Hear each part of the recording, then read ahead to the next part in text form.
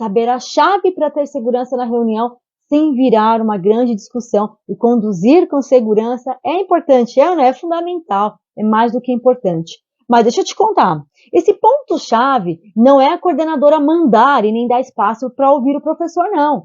Mas também não é deixar a reunião rolar e simplesmente transmitir recados.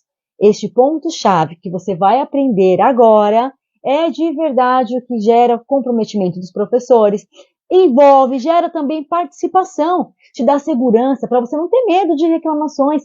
E mais, as discussões acontecem, mas não para buscar culpados, não. Esse ponto-chave, as discussões são para buscar soluções. Soluções essas importantes na educação, é ou não é? Se de um lado, essa chave para ter segurança na reunião não é mandar e não é impor, mas também não é deixar rolar e cada um contar e falar opiniões pessoais, me conta, Marcélia, qual é o ponto-chave?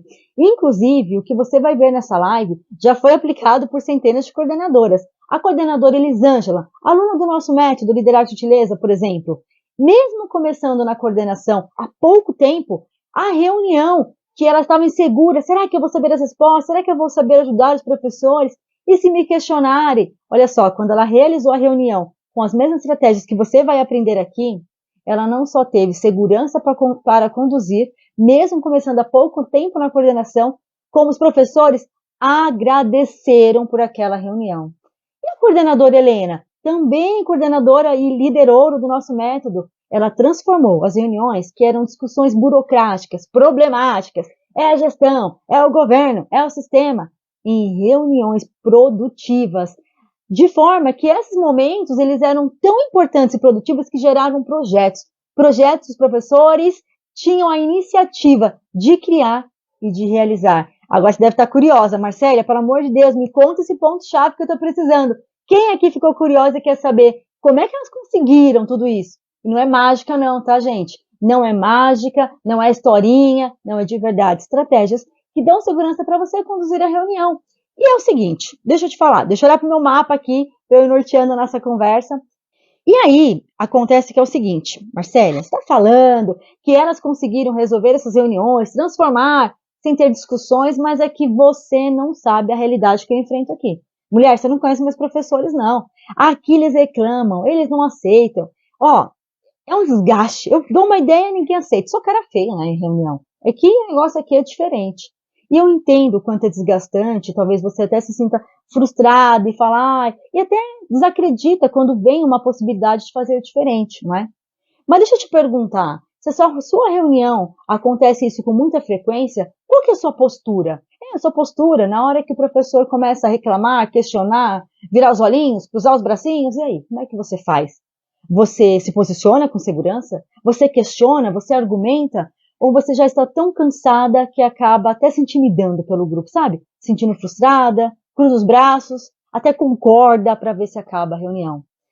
Eu sinto muito te dizer, mas mesmo que de forma inconsciente, a sua atitude fortalece a reclamação. No momento que o professor começa a reclamar, questionar e apresentar resistência, quando você não se posiciona com segurança, não diz de uma forma diferente do que está acontecendo, apresentando possibilidades e estratégias para aquela situação, você acaba concordando de uma forma ou outra com a reclamação.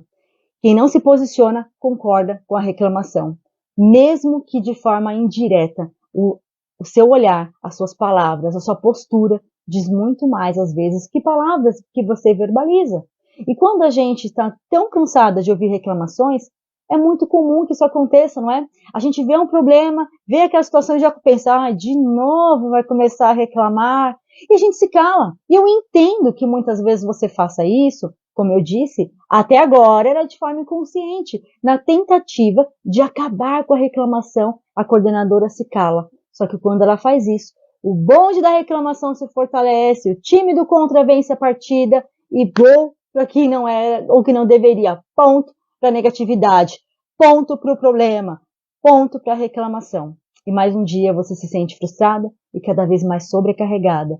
Não dá para ouvir a reclamação e não falar nada, não se posicionar de verdade. Isso só faz com que a situação piore muito. Mas existem também situações no qual você deve estar pensando, ou você passa por aí, que é o seguinte: Marcélia, eu preparo a reunião, assim, eu não concordo, quando eles começam a reclamar, eu me manifesto, eu me posiciono, mas assim, deixa eu te falar, eles só ficam esperando a oportunidade para reclamar. Sabe, olha, eu dou a brecha, menina, quando eu começo a falar, o professor estava ali, ó, maquinando, esperando a hora para falar. Dá vontade, não é? Não dá vontade de fazer a reunião que nem uma narrativa de futebol? Para ver se acaba logo e ninguém fala nada e não reclama? É porque amanhã nós vamos fazer isso, no bimestre temos que fazer igual, acabou a reunião. Não dá vontade de fazer dessa forma só para não dar a oportunidade do professor reclamar? Eu sei que dá, sim, porque eu já tive essa vontade de começar a reunião e já falar, mas eu posso fazer a pergunta? Deixa para o final. Ai, não deu tempo, professora. Olha, fica para a próxima. Muito obrigado, gente. Reunião encerrada. Dá vontade da gente fazer assim, né? Como narrando um jogo de futebol, só para o pessoal não começar a reclamar e questionar. Mas quando você faz isso, assim como eu já fiz algumas vezes, o professor se sente mais revoltado por não ter tido a oportunidade de falar. E outra, será que ele fica só esperando a deixa na sua reunião para reclamar, para falar, porque diariamente, na rotina da semana ou em outros momentos, ele não tem chance para falar? Será que de verdade você, em alguma outra reunião ou em outro momento, consegue ajudar o professor e dar a oportunidade dele falar? E mais, será que quando ele fala, lá no corredor, ele te para, ou ele vai na sua sala questionar alguma coisa, você ouve e resolve? Ou você ouve e fala, depois a gente vê isso? E aí?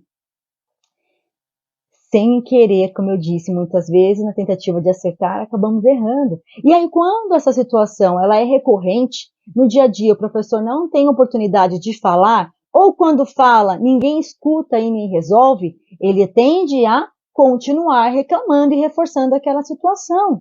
Então, é preciso ouvir e agir. Quando a coordenadora ouve, ela precisa agir. Ponto-chave para você ter segurança na reunião e conduzir da melhor forma, sem ter reclamações, é você então estruturar a sua pauta, apresentar o objetivo com clareza, um objetivo por reunião bem definido, alinhado, dar momentos sim e oportunidades para os professores falarem, mas de forma direcionada por você. Por quê, professor? O quê? Com base em quê? 3 perguntinhas chaves que limita a reclamação e não intimida, é diferente. Eu limito a reclamação, mas eu amplio as possibilidades em busca de resultado. E eu torno a minha reunião com o professor produtiva, eficaz, gerando engajamento, gerando participação, motivando os professores. Porque da mesma forma que você se incomoda com a reclamação, acredite, o grupo também está cansado de ouvir reclamação. Só que não depende do grupo. Depende de você, coordenadora, se posicionar com segurança e conduzir a reunião, dando margens para as discussões que fortalecem e crescem, não discussões de opiniões ou questões políticas que não levam a resolver nada, mas muitas vezes levam a piorar e muito.